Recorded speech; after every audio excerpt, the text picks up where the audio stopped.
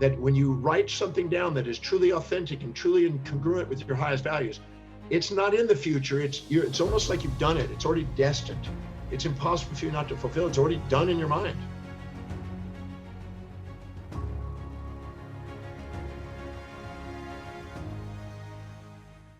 Think and Grow Rich, a great book that I read many years ago that has impacted millions of people across the world. I believe it sold like 15 million copies or something.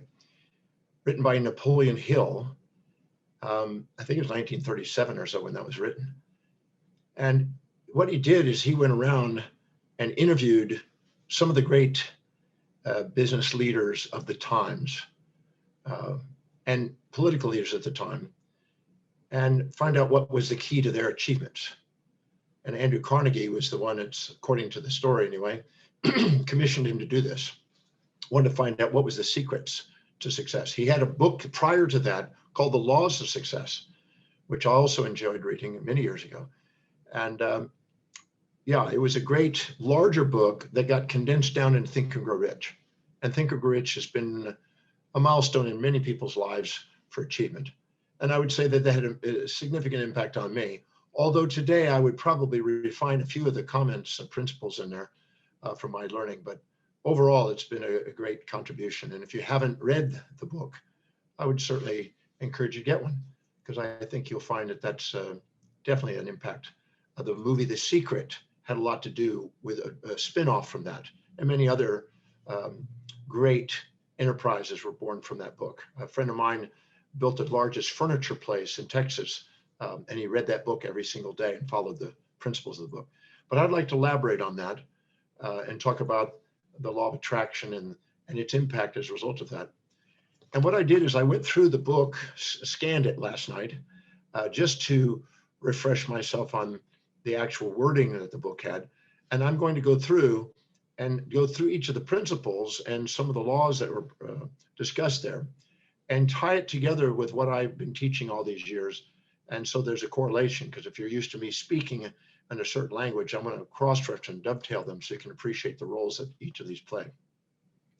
Now, there are some people, I'd like to read some of the names that were impacted by this work. Henry Ford, who started the Ford Motor Company. William Wrigley were involved in some of the, I think, the gum that people have chosen, Wrigley's gum. John Wanamaker, James Hill, George Eastman, Theodore Roosevelt, Wilbur Wright, the person with the first plane, William James Bryant, King Gillette, John D. Rockefeller, Woolworths, Thomas Edison, Woodrow Wilson, William Howard Taft, Dr. Alexander Graham Bell, Clarence Darrow, Schwab. There's a lot of people that have all been correlated in this development of this book. So just know you're in good hands. So if you're able to really appreciate the principles and apply these principles, you're in those type of categories of people you're associating with. Now, first I want to go through the 14 principles that are mentioned in the book, and then elaborate on those and correlate those with what I teach.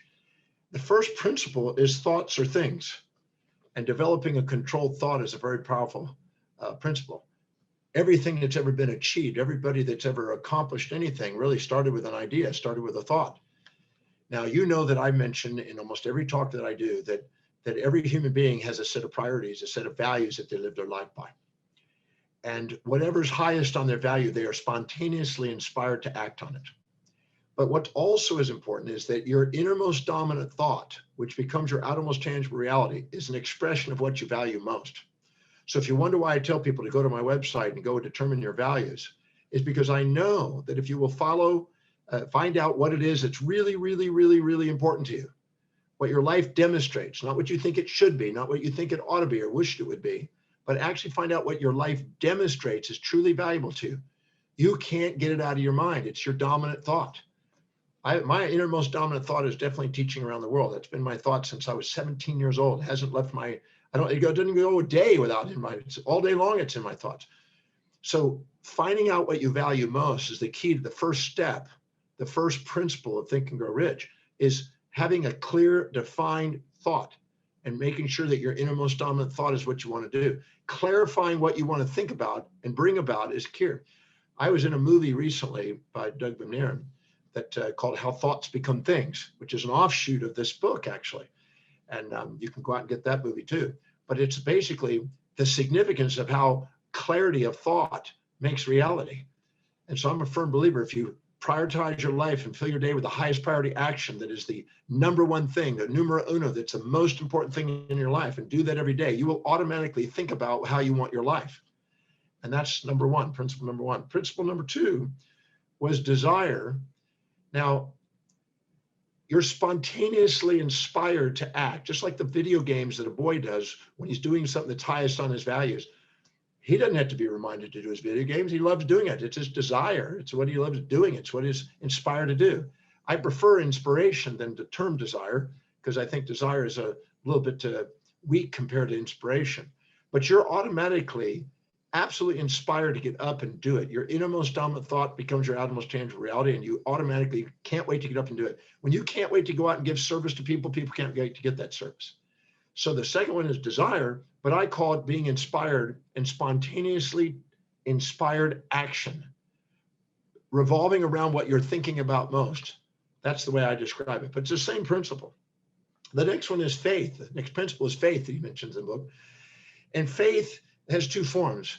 You can have faith in something that's a fantasy that will not show up.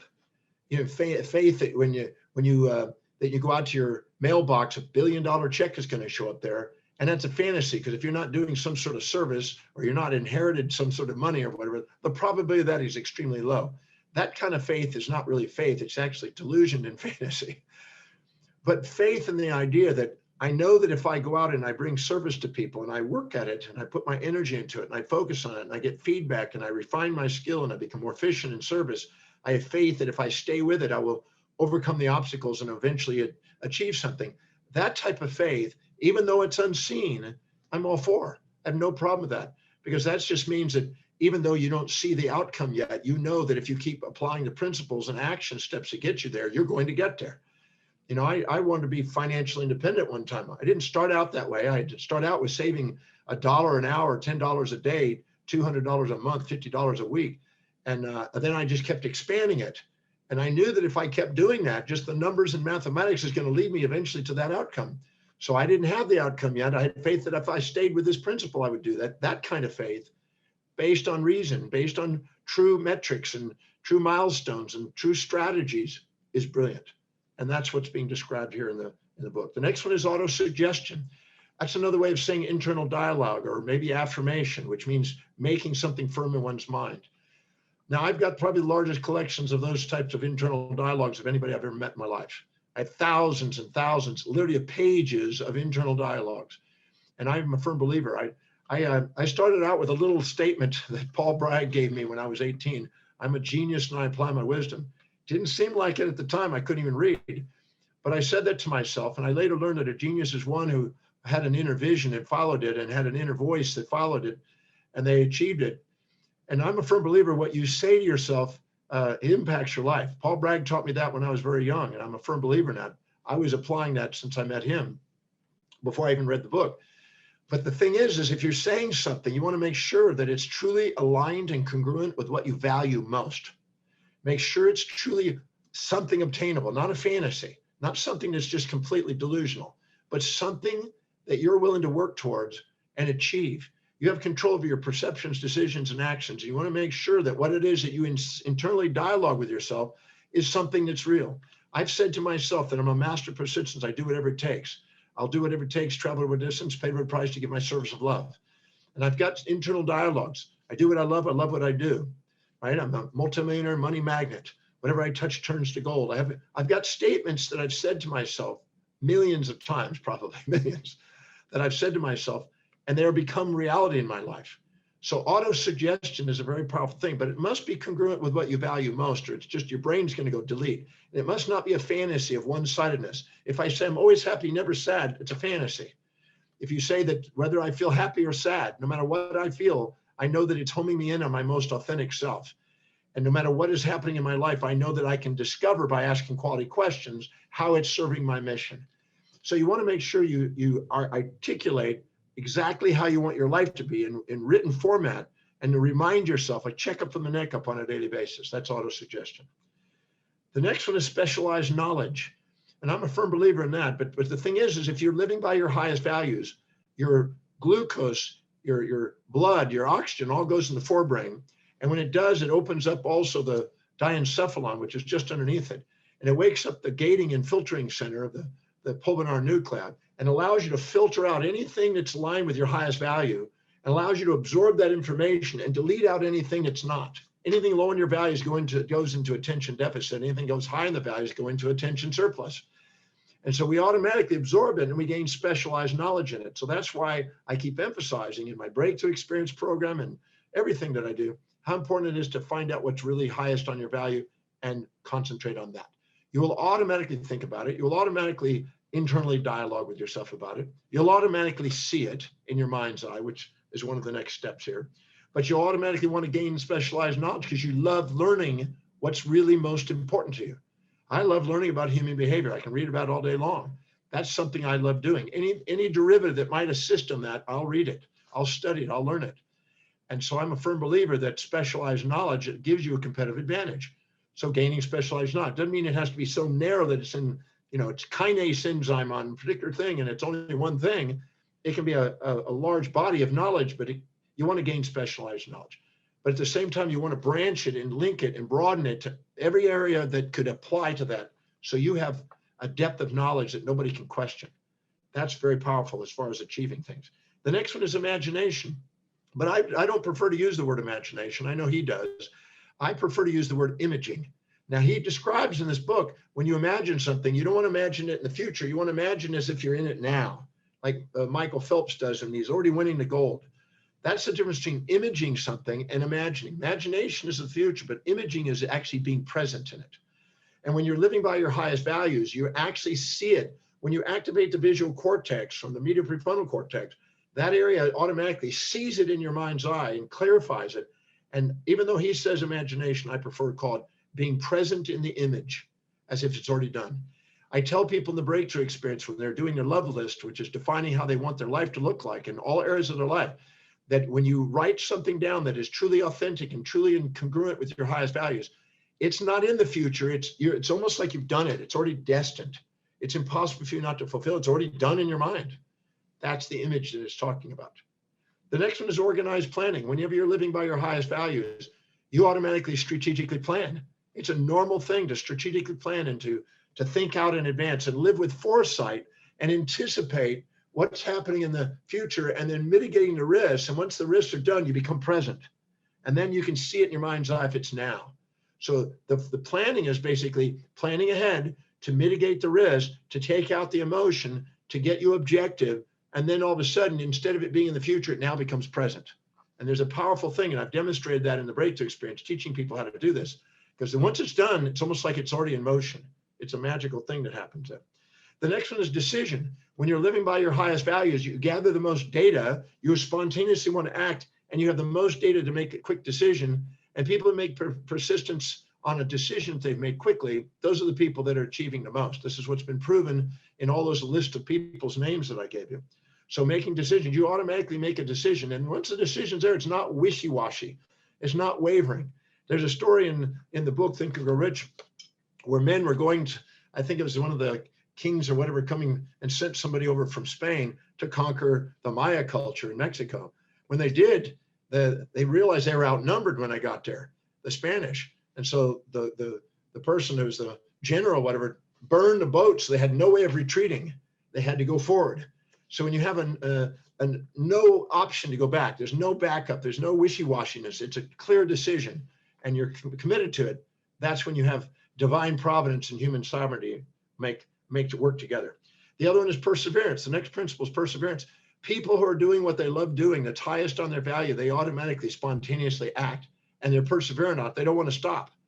I think I've got a good track record, 48 plus years of teaching and researching and speaking. And I love doing that. And nobody has to remind me to do that. And that's the perseverance that I'm talking about. You automatically are perseverant in the area that's highest on your value. You'll see the same pattern is showing up. That's why I put so much emphasis on highest value and identifying what that is, because that's where your identity is. The next one's the power of a mastermind. Now, I've been involved in many masterminds over the years, and without a doubt, each of them had contribution to my life.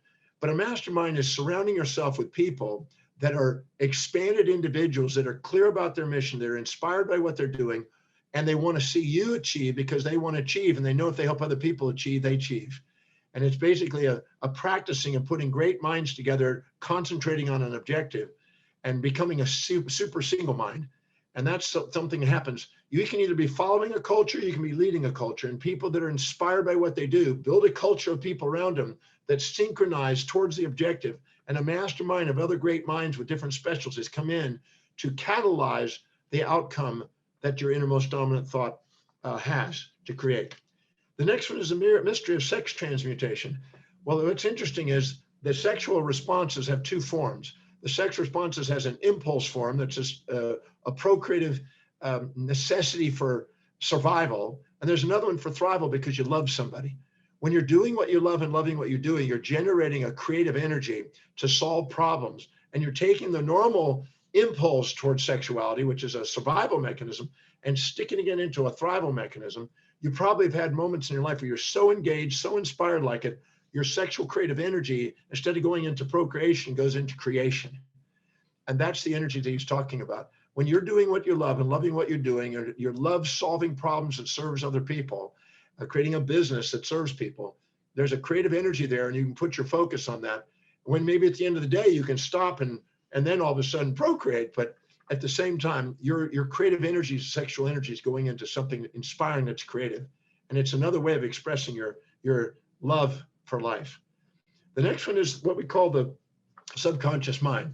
I prefer to call it the superconscious mind. When you're inspired, when you're grateful, when you're doing what you love, when you're enthused and you got a burning fire, a desire to do something, and you're basically present and you're confident and certain about what you're doing, you get the superconscious mind. The subconscious mind stores all the emotional baggage, but the superconscious mind gives you feelings that transcend the polarized emotions. And Napoleon Hill in the book, I don't believe discerns that very clearly. And I want to take that to the next level, because most people when they think of emotions, they think of polarized emotions, avoid pain, seek pleasure.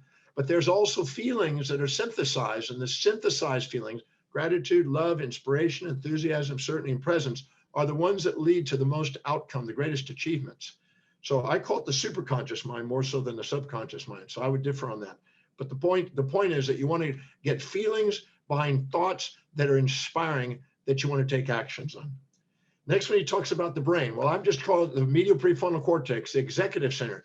If you want to have the executive function and end up paid like an executive and lead like an executive, it starts there. Again, back to the highest priority, the highest value. The next one is the sixth sense. The sixth sense is what I call intuition. And intuition, see, when you're infatuated with somebody and you're conscious of the upsides and unconscious of the downsides, or resentful when you're conscious of the downsides, unconscious of the upsides, you're basically polarized, and your intuition is trying to reveal to you the side you're ignoring and unconscious of to bring them into balance so you can be fully conscious. And so the intuition is what's leading you to objectivity. It's leading you back to your highest value. Because when you're living in lower values and trying to please everybody else around you and losing track of your own purpose and mission in life, you get into a volatile impulse and instinct and get distracted. And in that case, you need the intuition to recenter you, to make you fully conscious, see both sides so you make decisions wisely. So I'm agreeing with that. I'm much promoter of that sixth sense, which I just call true intuition.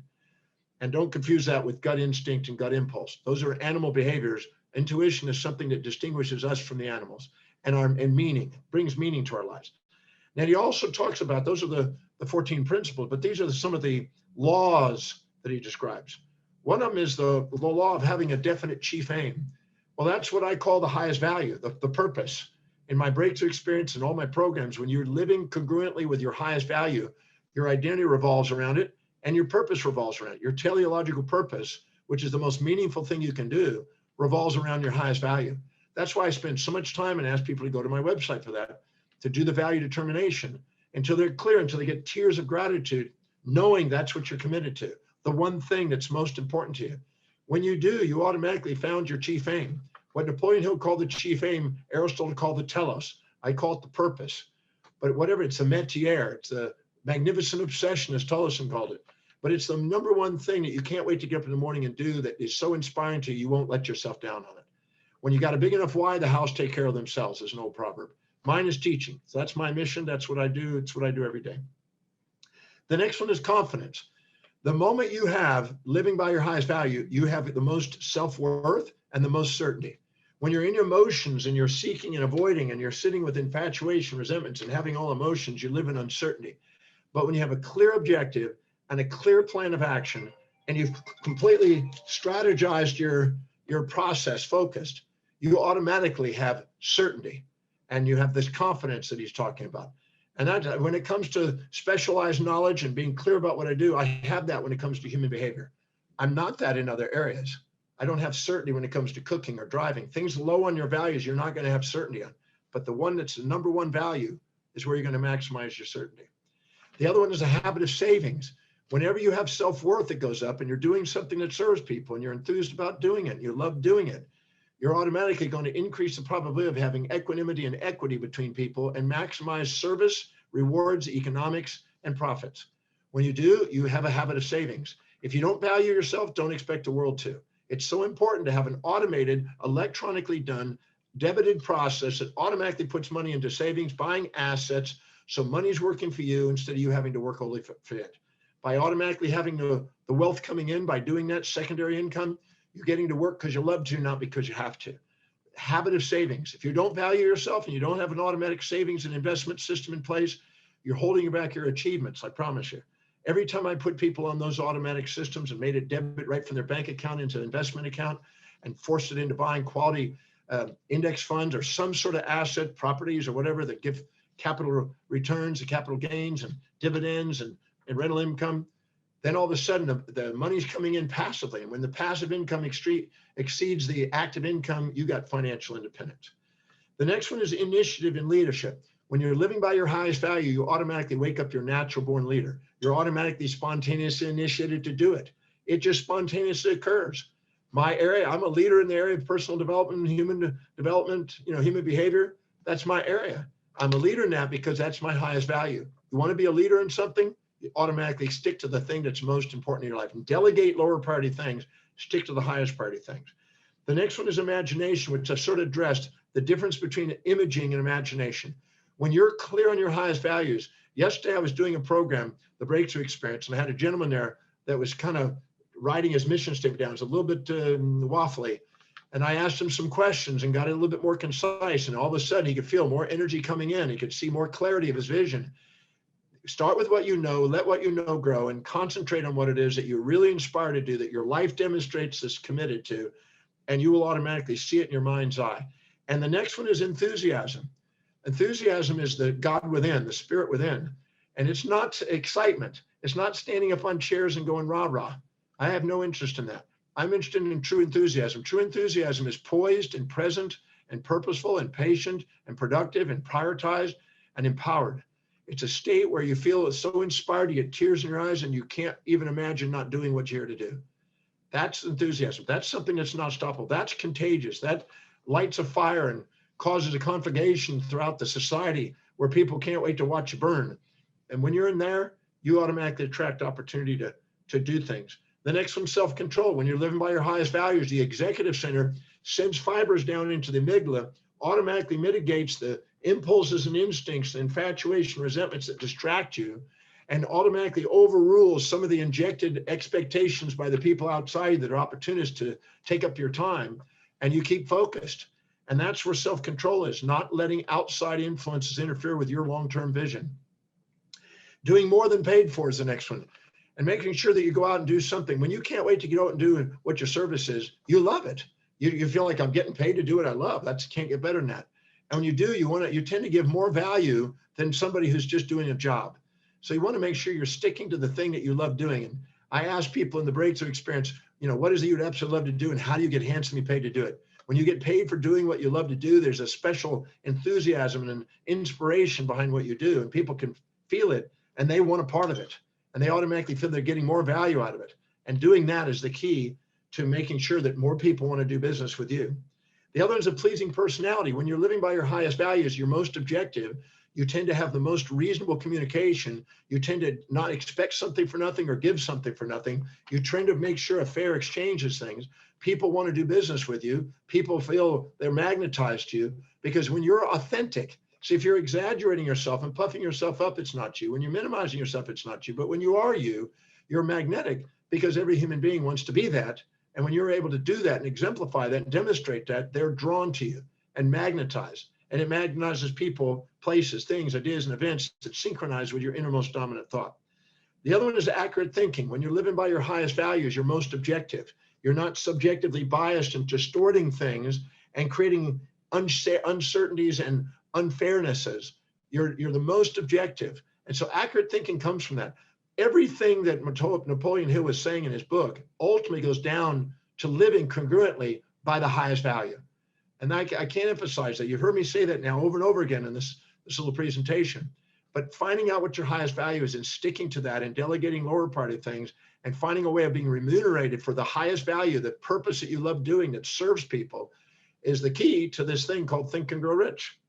The next one is concentrating. Well, you automatically concentrate on what it is that's highest on your value. You don't need to be reminded to think about it. If you need motivation to think about it, it ain't it. I don't need motivation to do what I'm doing as far as teaching, but I would need a motivation for something low in my values, cooking and driving.